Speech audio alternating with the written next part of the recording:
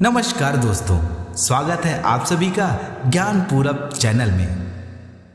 दोस्तों, आज के इस संसार में गरीब जन्म लेना कोई पाप नहीं, लेकिन गरीब मर जाना सबसे बड़ा पाप है। कहने का अर्थ है कि ईश्वर ने जब हमें बल और बुद्धि दोनों ही दी है, जिसके सही उपयोग से अमीर व गरीब बना जा सकता है, तो क्यों कुछ लोग गरीब होते हैं फिर अमीर हो जाते हैं और वहीं कुछ लोग गरीब के गरीब ही रह जाते हैं। इस धरती पर जब इंसान जन्म लेता है तो वो ना ही अमीर होता है और ना ही गरीब। व्यक्ति की सोच ही उसे अमीर और गरीब बना डालती है। कहने का मतलब है कि हमारी सोच ही हमें अमीर बनाती है और गरीब बनाती है। यदि हमारी सोच अमीर बनने की है तो जो हमारे पास जैसा भी संसाधन है उसी से अमीर बना जा सकता है, चाहे वह संसाधन कम ही क्यों ना हो। और यदि संसाधनों की कोई भी कमी ना हो फिर भी कुछ लोग गरीब रह जाते हैं। दोस्तों, आज की वीडियो बहुत ही ज्ञानवर्धक होने वाली है, तो वीडियो में अंत तक अवश्य बने रहिएगा और वीडियो को पूरा सुनिएगा, क्योंकि अधूरा ज्ञान किसी काम का नहीं होता। और मेरे जिन दोस्तों ने चैनल को अभी तक सब्सक्राइब नहीं किया है वे चैनल को अभी सब्सक्राइब कर लें, क्योंकि हम हर दिन ही आप सभी के लिए ऐसी ही मनोरंजक और ज्ञानवर्धक कहानी लाते ही रहते हैं। तो बिना विलंब किए आरंभ करते हैं आज की कहानी। दोस्तों, एक बार एक गुरु और शिष्य कहीं जा रहे थे। मार्ग में गुरु और शिष्य दोनों को तीव्र प्यास लगी। अपनी प्यास को लिए हुए दोनों उसी मार्ग पर थोड़ा आगे बढ़े तो उन्हें एक खेत दिखाई दिया। वह खेत बड़ा ही बंजर दिखाई दे रहा था। उस पर कोई भी फसल नहीं लगी हुई थी।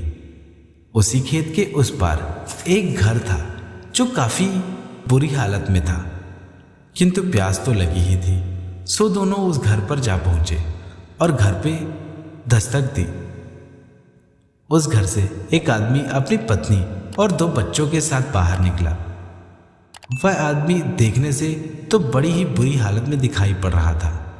गुरुदेव ने उस आदमी से कहा, भाई, हमें बहुत तीव्र प्यास लगी हुई है, क्या हमें पीने को पानी मिल सकता है? तो वह आदमी झट से अंदर गया और पीने के लिए पानी लेकर आया और गुरुदेव और शिष्य को पीने को पानी दिया। गुरुदेव ने पानी पिया और उसके बाद उस आदमी से पूछा कि यह खेत तुम्हारा ही है? उस आदमी ने कहा, जी महाराज। तो गुरुदेव कहते हैं कि यह खेत इतना बंजर क्यों है? यह खेत तो काफी बड़ा है। तुम अपनी जीविका किस प्रकार चलाते हो? उस आदमी ने कहा, महाराज, मेरे पास एक गाय है जो काफी दूध देती है। हम लोगों की जीविका उसी के दूध के सहारे चलती है। गुरुदेव ने कुछ सोचा और सोचने के बाद अपने शिष्य से कहते हैं, हमें आज यहीं विश्राम करना चाहिए। कल सुबह होते ही हम दोनों यहाँ से निकल चलेंगे। और उस आदमी से पूछने लगते हैं कि क्यों भाई, आज रात्रि हम तुम्हारे यहाँ विश्राम कर सकते हैं? उस आदमी ने कहा, अरे क्यों नहीं, बिल्कुल आप कर सकते हैं। आखिर आप दोनों हमारे अतिथि हैं और अतिथि ईश्वर का स्वरूप होता है। आप दोनों बिल्कुल हमारे यहाँ विश्राम कर सकते हैं। गुरु और शिष्य दोनों ही उस रात उस आदमी के घर पर ठहर गए। रात्रि का आधा पहर बीता ही था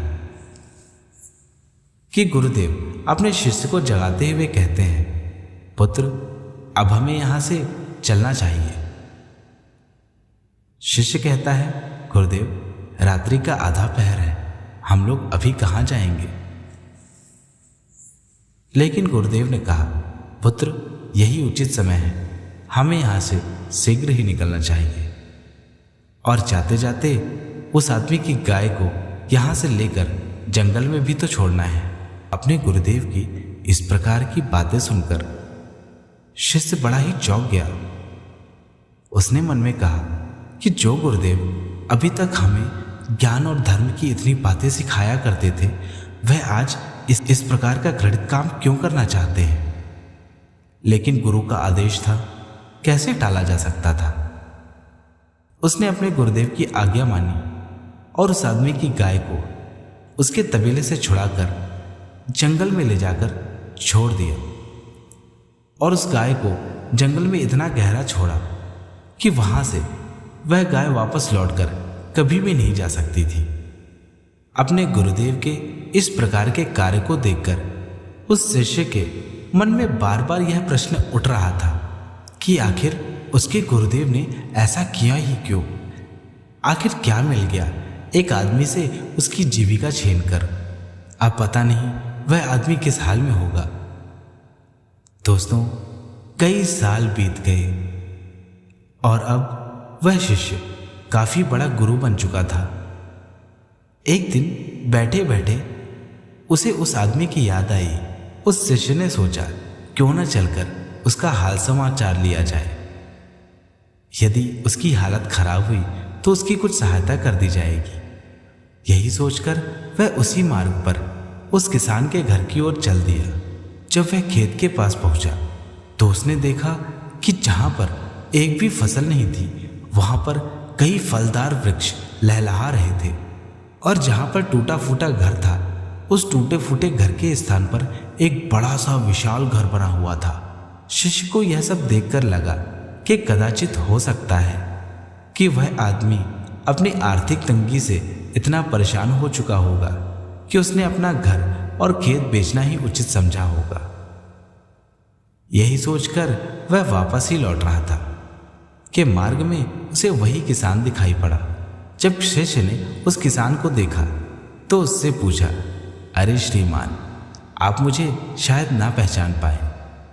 मैं कई वर्षों पहले आपके यहाँ अपने गुरुदेव के साथ आया हुआ था। हमें बहुत ही तीव्र प्यास लगी थी, तब आपने हमें जल पिलाया था। उस आदमी ने कहा, अरे अरे महाराज, आपको कैसे भूल सकता हूँ। मुझे ठीक से याद है, आप मेरे यहाँ रात्रि में विश्राम करने के लिए भी रुके हुए थे, किंतु पता नहीं क्यों आप लोग रात्रि में ही चले गए थे और सुबह जब मैं उठा तो ना आप लोग मुझे दिखाई दिए और ना ही मेरी वह गाय। मैंने अपनी गाय को बहुत ढूंढा किंतु वह मुझे मिली नहीं। अब मेरी आजीविका भी नहीं चल पा रही थी, सो मैं क्या करता। मेरे पास ले देकर यही खेत बचा हुआ था। मैंने इस खेत पर वृक्ष लगाना आरंभ कर दिया और वह वृक्ष देखते ही देखते बड़े हो गए और बहुत सारे फल देने लगे। उन्हीं फलों को ले जाकर मैं बाजार में बेचने लगा। उन फलों को बेचने से मुझे ढेर सारा मुनाफा प्राप्त हुआ, जिससे मैंने अपनी आर्थिक हालत को सुधार लिया और मेरा जो टूटा फूटा घर था उसकी जगह मैंने यह घर बनाया। महाराज, उस दिन मुझे यह बात समझ में आई कि यदि वह गाय हमारे पास रही आती तो हम कभी भी आज जिस मुकाम पर पहुंचे हैं उस पर कभी ना पहुंच पाते।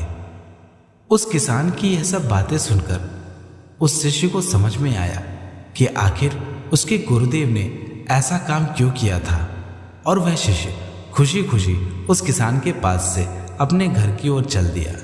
तो दोस्तों, हम इस कहानी से यही सीख पाते हैं कि हमारे पास जैसा भी संसाधन हो, यदि हम उसका उचित इस्तेमाल करेंगे तो बेशक ही हम अपनी गरीबी से छुटकारा पा सकते हैं।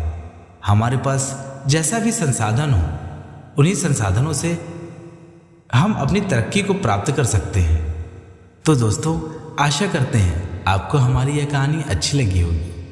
चलिए कल फिर मिलते हैं किसी और नई कहानी के साथ हम लोग। और वीडियो में अंत तक बने रहने के लिए आप सभी का बहुत बहुत धन्यवाद। जय श्री कृष्ण। राधे राधे।